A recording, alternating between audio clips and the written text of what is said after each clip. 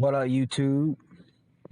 So, just want to talk about a little bit of something that J Cottos brought up.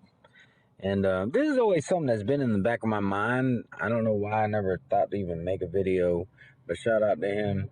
But just about the whole, uh, elite, how in the world are these athletes getting paid, this crazy money, you know? I mean, Mayweather in one night made over $200 million, or actually, it's rumored that after all the stuff paid on the back end is more like $300 million. And that's just crazy when you think about it. That is a lot of money. Okay, like that's just crazy. Like I work in the banking system. I know what the value of a dollar is, I've seen people with negative accounts, and I've seen people with millions upon millions of dollars. But those people, that's like an accumulation of over time of, hard work that they put in. Some people not.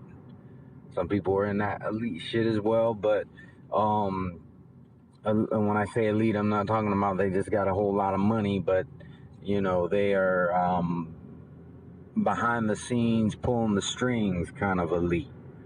But to make $300 million in one night, let's not even include the back end, $200 million. That is a lot of money. That's not like that's more money than I'll see in my whole entire lifetime, as far as my own money. As far as, because I work for a bank, I'll definitely see more than that. But physically. But I'll never have that kind of money accumulated ever. I see people who got big money who don't have that money after accumulation. It's just crazy. And I mean, don't get me wrong, I think fighters should be compensated and everything, but and I think that they do deserve to be compensated more than most other athletes, because in other sports such as basketball, football, your coaches they're not getting anything out of your pay. They got a salary that they get paid, and you have a salary that you get paid. It's all in your contract what you're getting paid. Whereas boxers, they have to pay their trainers. They have, and they don't just have one trainer. They have many trainers. Not only that, but they have to pay their managers, and they have to pay their advisors, and pay. There's a lot of money that got to get distributed after getting the money. Whereas, like I said, in other sports, all that stuff is provided to you. You're provided a trainer in the NFL and the NBA, and and they're not taking anything off the top. They get paid, and they're provided to you. So I do think that boxers, should get paid, and they're risking a whole lot more. Yeah, you can get injured or even killed in football. Basketball, not really killed. I mean, I guess it could happen, but more likely injuries that could end your career. There's always risk that's involved. However, in football, you may get tackled real hard. You may not get tackled at all, Whereas in boxing, you have a boxing match coming up. There's no ifs, ands, or buts about it. You are going to get hit. and the other person is going to try to knock your head off. They're not just going to hit you with love taps. They're going to try to get you out of there. Because if they knock you out in the first round, guess what? Easy money. You know? And you're trying to do the same to them. So, you know, they definitely deserve to get paid more than other athletes and other sports. So that I give them. But there are athletes who are getting paid crazy money. And now I'm not talking about boxing. I'm talking about just sports in general. Most sports are sports that you play. You play football. You play basketball. You play soccer, you know, or football in the rest of the world. You know what I'm saying? Like those are sports that you play. Those are essentially games. Think about it. You get paid millions of dollars to play a sport, to play a game. So, I mean, it's really crazy if you think about it. And J Cottos, he brought up a good point talking about the Jordans. You know that.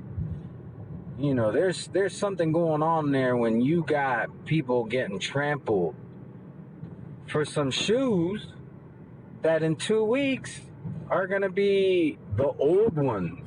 You know what I'm saying? Like, you pay all this money. And to me, I always thought that was more of a feminine thing. You know what I'm saying? Like, and what I mean by a feminine thing, and I mean, don't get me wrong, I'm not knocking you if you buy Jordans and all that, but really think about it. Statistically speaking, out of a man and a woman, average men and women typically have way more shoes than men. They're typically more superficial about shoes than men. But you will have some men that are over here just going Google Gaga over tennis shoes that are only, in their eyes, only good for a couple weeks. And you're spending like this big money. 2 weeks later, the new shoes come out. Guess what? Now they're putting those shoes on Craigslist or whatever. They don't even care about those shoes anymore. But yeah, when they came out, they was waking up at 3 o'clock in the morning just so they could be first in line at the Foot Locker to buy them, or the Champs or whatever. So, I mean, it's kind of crazy when you think about it. You got men, grown men, getting all infatuated over shoes. And Jordans are really the only ones that they happen with. So, one could argue that it's some kind of a trance, some kind of a witchcraft, if you will. And I do believe that this stuff exists. I do believe that there are elite people. I believe that the highest paying actors and athletes are in that group. I mean, if you don't believe me, you know, one of the people who is most notorious for being accused of being included in the Illuminati is Jay-Z. Who owns Rock Nation? Exactly. So, I mean, you really can't tell me that that doesn't seem a little fishy, you know. But, I mean, it exists. There's too much proof out there, too. There's too many things that, for me to just keep on calling it a coincidence. I can't call these things coincidences with the way that, I mean, it just doesn't make any sense. It doesn't make any sense. And it's very true. I mean, if you really look into it, you'll notice that, and this is something that J Cottos brought up, is that all these guys either have to sacrifice something, it's usually somebody that they have to sacrifice, somebody that's very close to them, or um or you gotta do the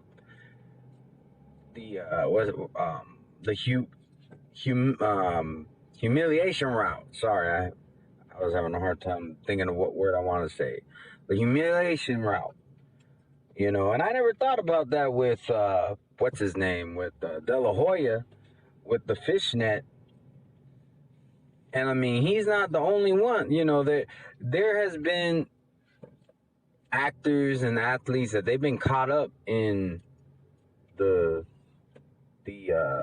whole, where there's embarrassing pictures of them, you know. And a lot of people just assume, oh, these are just things that are leaked. These people have, they got skeletons in their closet and all this stuff, and it just came out. But I don't believe that that's just a leak. I believe that is something, that it's a belief that when you're involved, you either have to sacrifice or be humiliated. So, and in some cases, both. Look at Kanye West. He did that humiliation where he got up in front of everybody, and when Taylor Swift was getting her award, and everybody talked shit about him. Everybody say he looked like an idiot, for the most part. There's some people who stuck up for him, but it was supposed to be a humiliation thing. And then you got his mother who died. I mean, these people always have somebody who unexpectedly dies. Look at Dame Dash. Aaliyah dies in a airplane accident. That was his fiance. It's always somebody that they really, somebody who's really close to them. But they cross a line where they say, I want the fame more than I love that person. So, I mean, I know a lot of people, they probably think that a lot of this stuff is bullshit, and that's fine. You don't have to believe it. But for me, I've done research in the past, way before I was involved in the YTBC, and I believe it exists. And if you don't believe me, I mean, and Floyd Mayweather is just one example. He's not the only one. Trust me. There's a whole bunch of boxers who are involved in this stuff, but he's a prime example because he's the one who has the most money. And it's no secret that he values money more than a human life. I'm going to leave a link to a video from Hatman Strikes Back, where he talks about this picture that Money Mayweather had posted on Instagram or something. And I'm going to leave the link in the description. And I've always just assumed that he was. This wasn't something that was new to me. I always just assumed that he was involved in the elite. But Hatman Strikes Back brings up a lot of good points in this video. I suggest that you watch it, and he makes a lot of good points. I think he shows the picture, if I'm not mistaken. I don't know. It's been a while since I watched the video. I watched it a while back. I know that I've seen the picture for myself because I looked it up. And you can Google it. You can find it on Google. But if it's not in the video, but I'm gonna leave the link in the description. Check out the video. Let me know what y'all think. Do y'all think that this is just some boogeyman shit, or do you think that there's really something going on? Because